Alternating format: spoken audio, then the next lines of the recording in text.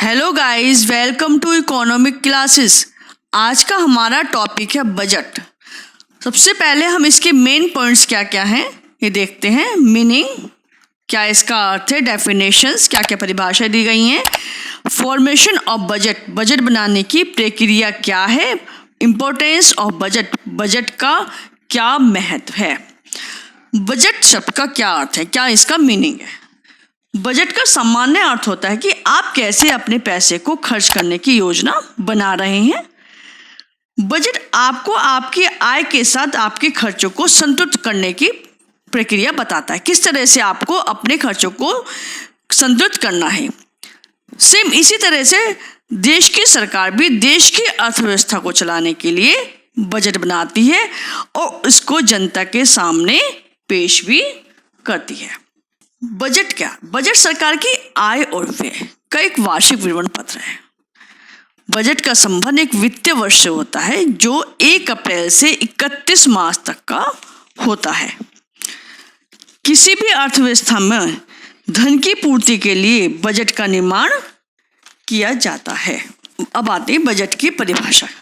क्या क्या बजट की परिभाषा दी गई है। प्रोफेसर सिराज ने बजट की परिभाषा दी है। उन्होंने बताया है, बजट आय तथा व्यय का विवरण है। ये सरकार के द्वारा अनुमानित व्यय को पूरा करने के लिए बनाया जाता है। इसमें सामान्यतः 2 वित्तीय अवधियां होती हैं, समाप्त होने वाली अवधि और आगामी अवधि। यानी कहने का मतलब है कि ये बजट जो है, कहाँ से कितनी इनकम होनी है, क्या प्राप्तियां होनी है, कैसे फिर जो भी इनकम है इसको कैसे खर्च करना है, इन्हीं सब चीज़ों को अनुमान सरकार लगाती है और बजट को बनाया जाता है। कितना पिछले वर्ष हमने खर्च किया है और कितना आने वाले समय में हमें खर्चा करना है, कहाँ कहाँ से हमें अपने खर्च को पूरा करने के लिए आय की प्राप्ति करनी है। बजट का जो मेन आधार होता है वो नगद राशि होती है, इसमें कैश होता है और ये एक निश्चित अवधि के लिए बनाया जाता है बजट, यानी कि 1 साल के लिए बजट को बनाया जाता है। बजट बनाने के लिए जो विधियां तैयार की जाती है उनका आधार क्या होता है कि गवर्नमेंट किस तरह से अपनी आय को कलेक्शन कर रही है, कैसे इनकम प्राप्त कर रही है और कैसे वहाँ की जो प्रशासन है वो उन खर्चों को पूरा करने के लिए कैसे व्यय का समायोजन किया जा रहा है। अब आता है, प्रोफेसर किंग ने भी बजट की डेफिनेशन दी है। उन्होंने बताया है कि बजट एक प्रशुल्क योजना है जिसके द्वारा व्यय को आय से संतुलित किया जाता है। बिल्कुल ठीक बात है कि जो व्यय है खर्चे को उतना ही करना चाहिए जितने की आय हमारी होती है, उससे ऊपर हमें नहीं जाना चाहिए, ज़्यादा नहीं।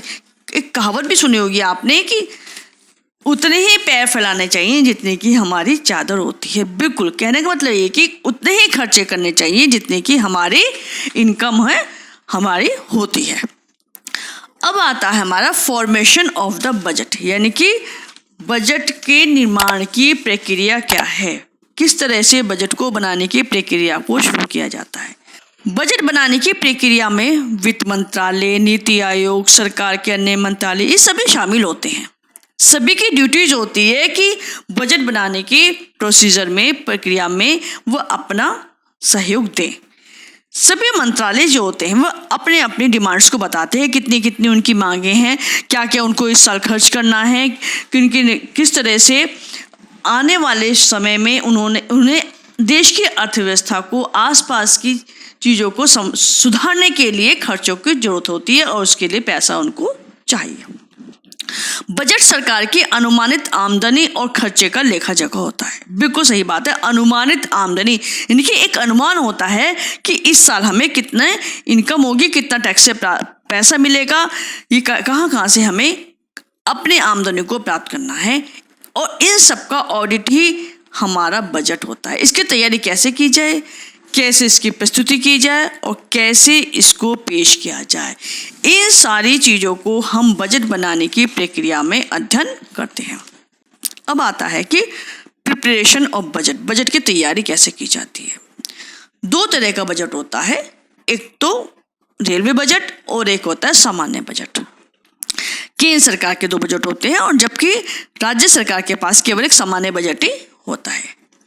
रेलवे बजट में केवल रेल मंत्रालय के खर्चों और आमदनी के अनुमान होते हैं कि कितना कितना रेलवे डिपार्टमेंट को खर्चा करना है और किस किस तरह से उसकी प्राप्तियां कहाँ से होंगी। जबकि सामान्य बजट जो होता है उसमें भारत सरकार के सभी मंत्रालयों के व्यय और उनकी प्राप्तियों का विवरण होता है कि किस किस तरह से वो कहाँ से इनकम को प्राप्त करेंगे और कितना कितना उसके बाद उनका खर्चा आएगा। फिर आता है नेक्स्ट हमारा, कैसे बजट को पेश किया जाना चाहिए। बजट किस तरह से पेश किया जाता है। जो हमारे देश के वित्त मंत्री होते हैं वे बजट को फरवरी के अंतिम दिन लोकसभा में प्रस्तुत करते हैं। सबसे जरूरी है कि वो किस तरह से जो बजट बनाया है उसको वो अपने भाषण में बताते हैं कि किस तरह से जो बजट का भाषण होता है कि किस किस तरह से उन्होंने पिछले वर्ष में क्या क्या खर्चा किया और आने वाले वर्ष के लिए उन्होंने क्या क्या योजनाएं बनाई हैं। फिर एक छोटा सा डिस्कशन चलता है, सामान्य सी बहस चलती है आपस में सब लोगों की और वो 2-4 दिन तक बहस होती है, मतलब बातचीत की जाती है कि क्या क्या कार्य को इनमें पूरा करने के लिए हमने प्रस्तुत किया है और कौन कौन से हमारे कार्य रह गए थे। इन सब चीज़ों का ब्यौरा इसमें दिया गया होता है।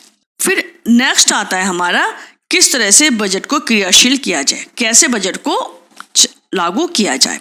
बजट के अंतर्गत हमने एक तो आय को प्राप्त किया है और दूसरा हमने जो आय प्राप्त की है उसको किस तरह से खर्च करना है, इन सब चीज़ों को देखा जाता है। केंद्र सरकार, राज्य सरकार सभी अपनी अपनी जो टैक्स है किस किस तरह से उनको इकट्ठा करना है, कैसे कैसे उसके लिए व्यवस्था करनी है, इन सब चीज़ों का ब्यौरा इसके अंतर्गत दिया जाता है। अब नेक्स्ट आता है हमारा, बजट की क्या महत्ता है हमारे यहाँ, मतलब क्या इंपॉर्टेंस है बजट की। हमारे बजट का हमारा बहुत ज़्यादा महत्व होता है। बजट किसी भी देश की आर्थिक स्थिति का एक दर्पण होता है, शीशा होता है।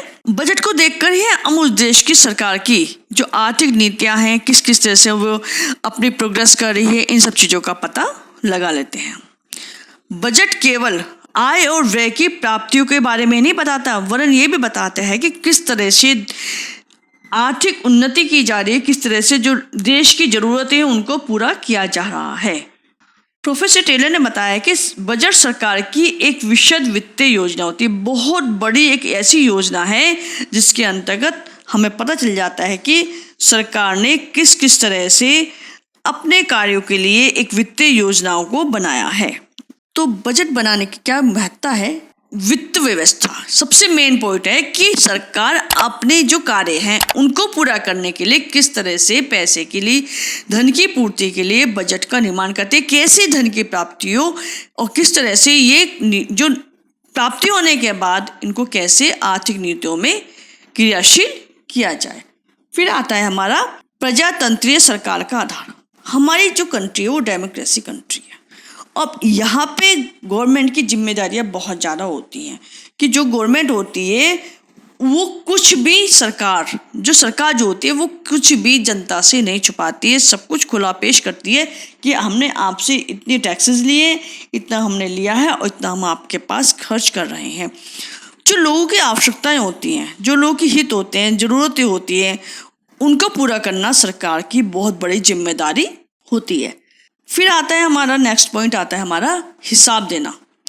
जो डेमोक्रेसी कंट्री होती है उनके लिए सरकार, जो वहाँ की जो डेमोक्रेसी कंट्री, वहाँ के सरकार को, जनता को जरूर हिसाब देना होता है। जो मैं आपको भी बता रही थी कि कितना पैसा उन्होंने कोष में जमा किया था, कितना पैसा है और कितना पैसा आगे आने वाले समय में वो गवर्नमेंट जो है जनता के ऊपर खर्च कर रही है, मतलब हिसाब देना होता है। जैसे कि फैमिली में यदि आप कोई पैसा खर्चा कर रहे हैं तो आपको उसके मुखिया को जवाब देना होता है, वैसे ही हमारी जो मुखिया जो सरकार है उसको भी हम अपनी जनता को जवाब देना होता है कि कैसे उसने कितना पैसा कहाँ कहाँ किस किस मत पर खर्च किया है। अब आता है हमारा नेक्स्ट पॉइंट, राजकोषीय नीतियों का उपकरण।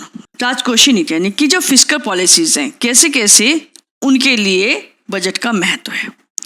सरकार जो होती है, कृषि जो चीज़ें होती हैं, खेती की जो चीज़ें होती हैं, उनमें देखा ना आपने कि टैक्स में छूट देकर उनको बढ़ावा देती है, क्योंकि कृषि ही हमारे सरकार को पता है कि हमारी अर्थव्यवस्था की रीढ़ की हड्डी के समान है, क्योंकि ज़्यादा से ज़्यादा पॉपुलेशन हमारी खेतों पे ही निर्भर करती है, वहीं से वो अपनी जीविका उपार्जन के लिए इनकम को प्राप्त करती है।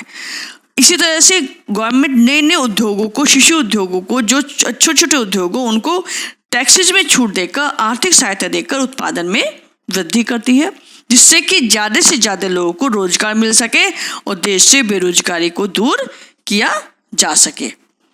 अब आता है नेक्स्ट पॉइंट हमारा, सामाजिक कल्याण में किस तरह से ये एक वृद्धि करने में सहायक होता है।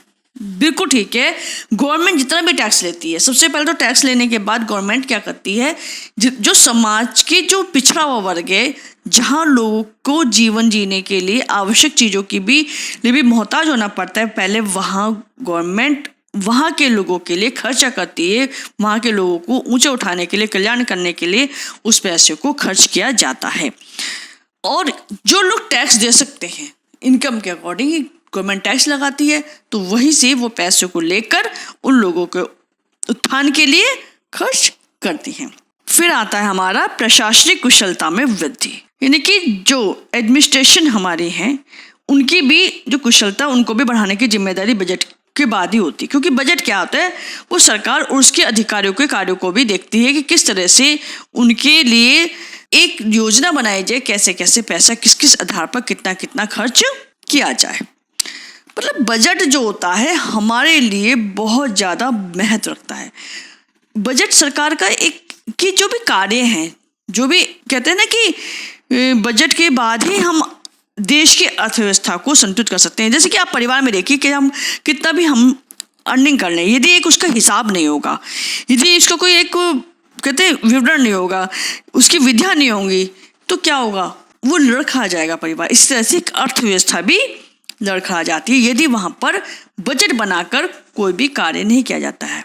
बजट बनाने के बाद हमें पता रहता है कि कितनी हमें प्राप्तियाँ हो रही हैं और किस प्राप्ति के अनुसार कितना हमें अपना खर्चों को मेंटेन करना होता है। तो इसी के साथ हमारा ये टॉपिक यहीं कंप्लीट होता है।